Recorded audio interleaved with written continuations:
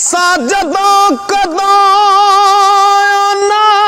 पास जाना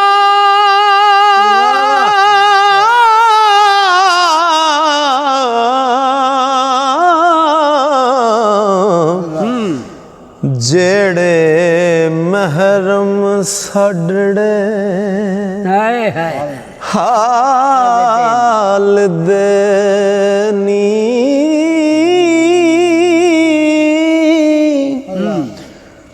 पाबी इश्क तो नस के ओ जांदे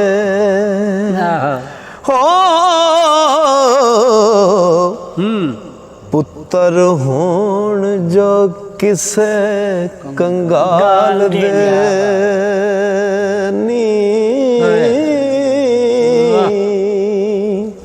असा जदों कदों ना पास जाना जेड़े महरम साडड़े हाल देनी